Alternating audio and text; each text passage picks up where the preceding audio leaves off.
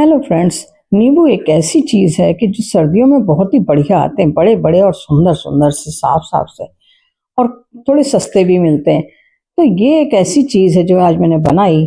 इसको केवल सर्दियों में अगर आप बनाते हैं तो पूरे साल तक आराम से खा सकते हैं, और ये बहुत ही टेस्टी और बढ़िया बनती है। ये है हमारी नींबू की चटनी। तो जौहरी आंटी की रसोई में आप सभी का बहुत बहुत स्वागत है। आप मेरे चैनल पे आए हैं, इसके लिए आपका बहुत बहुत धन्यवाद। वीडियो पर लास्ट तक बने रहिएगा, ये आपसे रिक्वेस्ट है। और हाँ, जाने से पहले एक बार, अगर आपको वीडियो पसंद आ रहा है तो चैनल को सब्सक्राइब करना ज़रूर याद रखिएगा। साथ के साथ में बेल आइकन को भी प्रेस कर दीजिएगा। और हाँ, लाइक और शेयर तो बनता ही है फिर। तो ये मैंने नींबू लिए, 250 ग्राम लिए थे, लेकिन हस्बैंड बोले इतने सुंदर नींबू हैं तो कुछ थोड़े से और ले लो, इतने ही से क्यों 250 ग्राम ले रहे हो। तो मैंने 3 नींबू और डाल लिए उसमें। तो आप ये समझ सकते हैं कि 300 ग्राम के करीब नींबू होंगे। अब एक बर्तन में मैंने फ्राई पैन में पानी उबलने के लिए चढ़ा दिया, और ये 1 कटोरी मैंने गुड़ लिया है। ये गुड़ का पाउडर ले सकते हैं, या गुड़ को बारीक बारीक काट करके ले सकते हैं। तो मैंने बारीक बारीक काट करके गुड़ लिया। और ये जो बर्तन में मैंने पानी चढ़ाया था, इसमें मैं 1 डेढ़ चम्मच करीब नमक डाल देती हूँ। उससे क्या होगा कि जो नींबू का कलर है छिलके का, वो चेंज नहीं होगा, और दूसरे उसमें सॉफ्टनेस बहुत अच्छी आती है, तो बढ़िया बन जाता है। तो बस ये नमक डाल दिया था, और फिर ये नींबू जो मैंने लिए थे वो नींबू में डाल देते हैं। इनको पकाना नहीं है, बस हल्का सा इसमें पानी में, गर्म पानी में खौलते हुए में डाल करके 1 से 2 मिनट के लिए हमें चला लेना है। ना ढकना है ना कुछ करना है। बस ये हो गए हमारे नींबू। अब इनको मैं निकाल लूंगी एक अलग बर्तन में। बस अलग बर्तन में इसलिए निकालना है, इसी में इसीलिए नहीं छोड़ना है क्योंकि फिर ये पकते रहेंगे, और हमें पकने की जो प्रोसेस है वो बंद करनी है। तो सारे के सारे नींबू एक दूसरे बर्तन में मैं निकाल लिए, शिफ्ट कर लेती हूँ। और फिर गैस को बंद कर दिया है पहले ही मैंने, क्योंकि उससे ज़्यादा मुझे पकाने नहीं थे। अब इसके बाद में एक साफ कपड़ा ले करके, जो किचन टॉवल होता है, उस पर मैंने इनको नींबुओं को डाल करके और अच्छी तरीके से पोंछ करके सुखा लिया। बस ये देखिए कि बिल्कुल पोंछ करके साफ कर लिया, सुखा लिया। धोए हुए तो पहले ही से थे।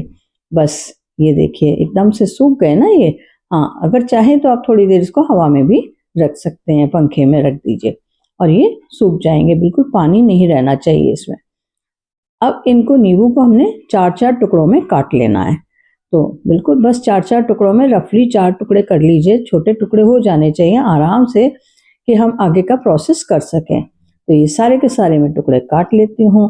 हाँ, आप एक बात और करिएगा, जब आप ये मेरा वीडियो देख रहे हैं तो एक कमेंट भी ज़रूर डाल दीजिएगा कि आपको मेरे जो रेसिपीज़ हैं वो कैसी लगती हैं, और आप मेरी रेसिपी को कहाँ से एंजॉय कर रहे हैं। और अगर अच्छा लगे तो आप अपना नाम भी ज़रूर लिख दीजिएगा कि आपका क्या नाम है। तो मैं आपको आपके नाम से लेकर के और आपको थैंक यू बोलूँगी, और आपसे बात करेंगे हम फिर। तो बस इसी तरीके से इसमें से सारे के सारे जो बीज हैं नींबू के, काट लेने के बाद में सारे बीज हम निकाल देते हैं, नहीं तो बीजों से कड़वापन आ जाएगा। तो ये एक भी बीज नहीं रहना चाहिए, चाहे छोटा बीज है चाहे बड़ा बीज है। सारे बीज हम खोद खोद के इसमें से निकाल लेंगे।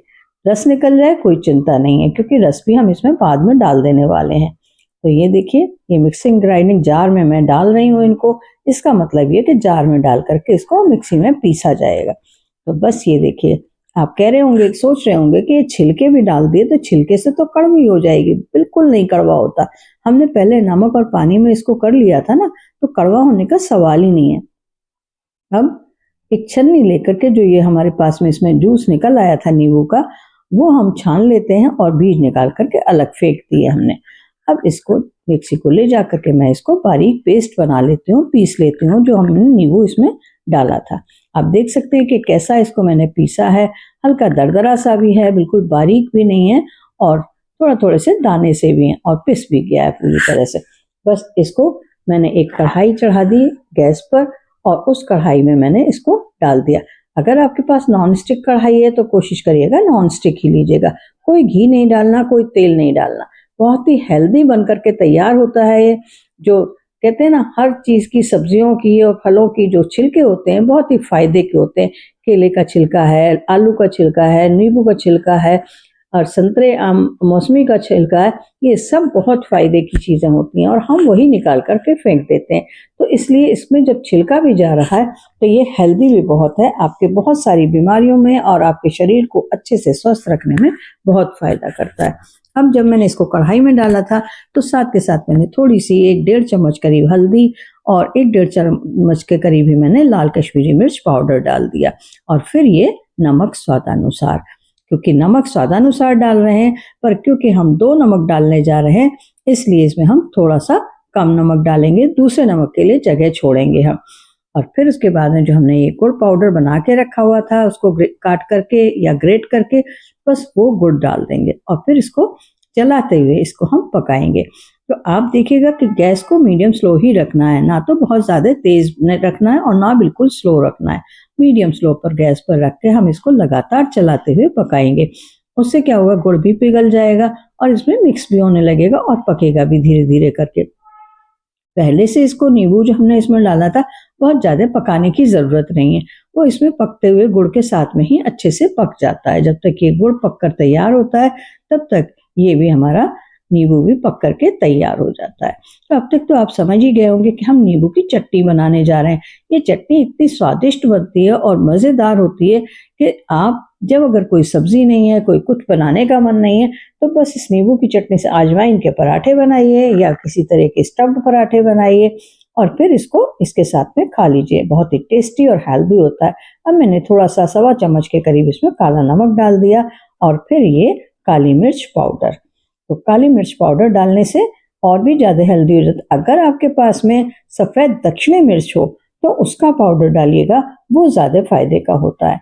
तो बस ये डाल दिया। हाँ, अगर आपकी इच्छा है और ज़्यादा इसमें थोड़ा सा फ्लेवर लाने की तो थोड़ा सा दालचीनी पाउडर भी डाल दीजिएगा। मेरे पास ख़त्म हो गया था तो इसलिए मैंने नहीं डाला है।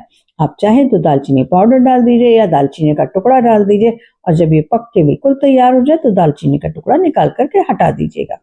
बस उसी से उसमें फ्लेवर आ जाता है और उसका टेस्ट भी आ जाता है और साथ के साथ उसका फ़ायदा भी, जो उसके फ़ायदे हैं वो भी उसमें शामिल हो जाते हैं।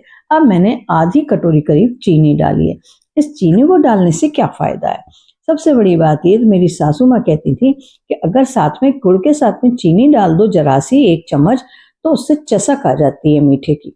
तो वही चसक आने के लिए मैंने इसमें मीठी चीनी डाल दी और फिर ये जो कलर वाला होता है ना, कलर होता है येलो कलर, फूड कलर, बस वो मैंने आधी चम्मच करीब येलो फूड कलर डाल दिया इसमें। इससे कलर बहुत बढ़िया आता है।